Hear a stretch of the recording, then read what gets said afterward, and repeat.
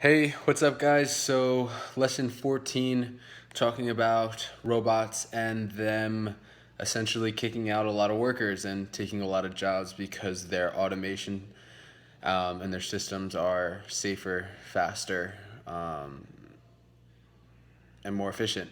So, there's a lot to talk about.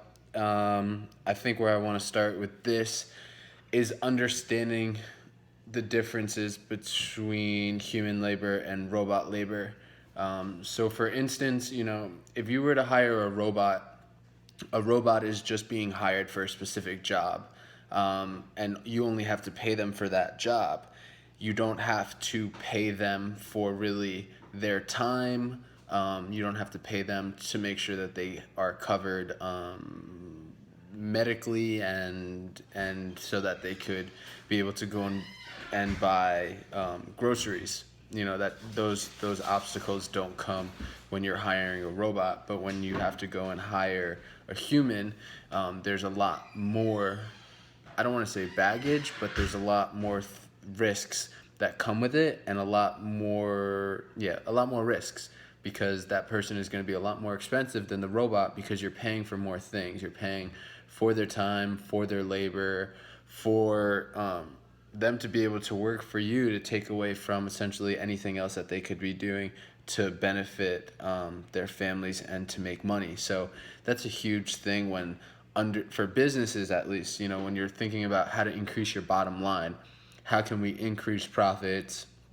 The first thing a lot of companies do is to really measure the efficiency and the growth, and I guess you could say the revenues for sales too, because sales scripts are being automated now by bots. For instance, a friend of mine, he connected a bot to his Facebook page. He's in PR, and his bot closed a $10,000 deal. All he had to do was send the invoice. The bot vetted him. The bot asked him questions. The bot was able to send the proposal, the whole nine, and then my friend, all he had to do was send the invoice. So that's really interesting to see because it's taking a lot of the processes out of the human hand to mess up on, because in sales you have to go through a lot of training because there's a lot to learn. However, that learning curve for a bot is easily cut down when you're able to feed it so much information, and the only thing that it's focused on is producing a good result. As much as humans might want to say they're focused on that, they forget about life and taking care of the kids and making sure that there's milk in the fridge. That doesn't happen with robots. A robot will make its life mission. Well, we're making its life mission because we're developing it to become as smart as possible. So when it makes mistakes, it's going to figure out how to learn from those mistakes and to never allow them to happen again. So just from a business perspective, it makes more sense because it's going to be less of a risk to have a robot who's going to do exactly what you tell them to do, rather than an employee or human who could be like, you know what, I don't like the way that they're doing this. This is where the consciousness comes in and awareness, and this is what humans have that robots, some say robots don't have, but they could develop. Definitely is, I'm going to do it my own way. For instance, Facebook's AI bot created its own language. It was programmed with a language, but they're just like, I can make this better and more efficient, so I'm just going to communicate faster. Didn't really go against anything that Facebook had programmed or any guidelines. It didn't affect any of those because it wasn't doing it differently. It was just doing it more efficient of what we had created for them, the language, English, essentially. So that's one part of just robots and why it's smarter for business people to, hire them, and that's why it could be a threat to humans. So with that knowledge, though, I would ask you, how could you put yourself on the side where you're creating these bots or positioning yourself to be behind the bots rather than in front of them? I know that's a big question, and not all of us, you know, might be able to achieve that because it's really hard. I will never create a bot, but fortunately enough, I was able to find an area where a bot could be heavily needed, and I had found a team to be able to create the bot for me, as well as now I'm going to be able to be the voice and the brand of the bot. So how do you go from being someone that a bot can take a job from to someone who's creating a bot to make jobs more efficient?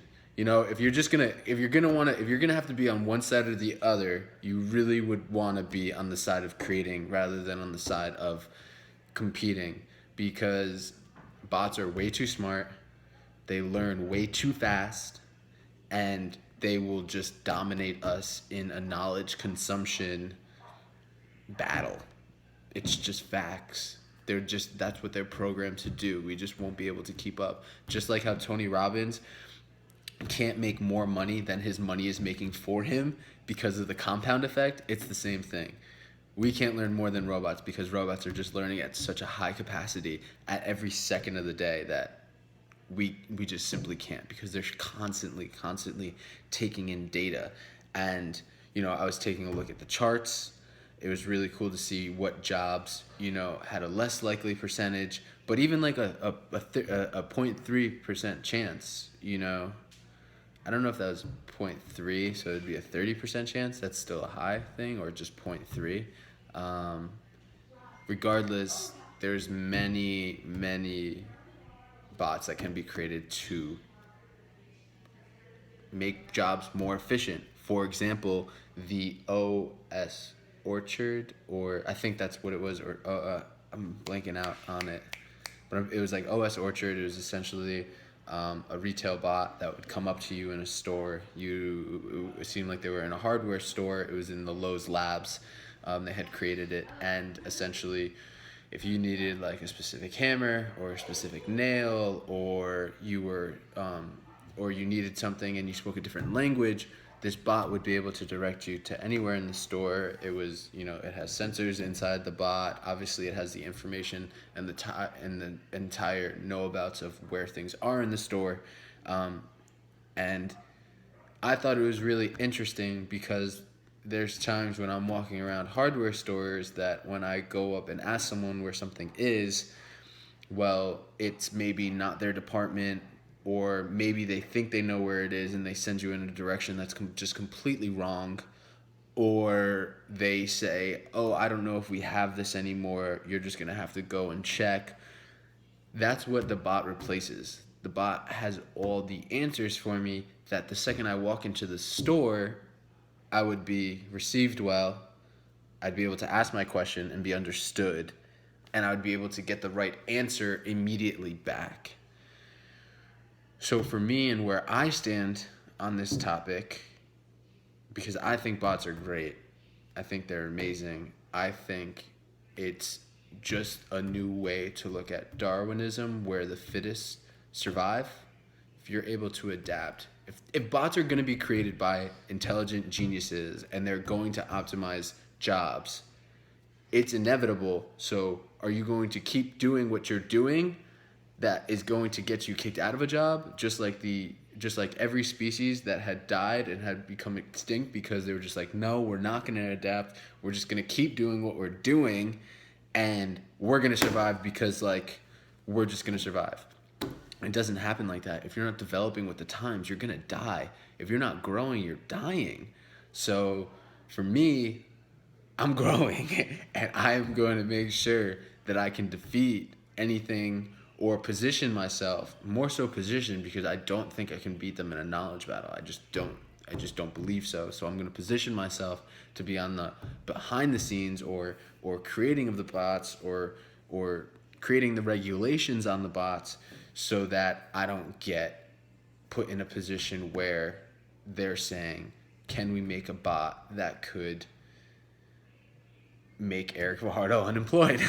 So me, not specifically, but the job that I would be working. But luckily enough, I work for myself, so I'm not at risk of that. But people who are at jobs, clerks, cashiers, Amazon's already doing this, Facebook's already doing this, Lowe's Labs are already doing this. It's happening every single day. So,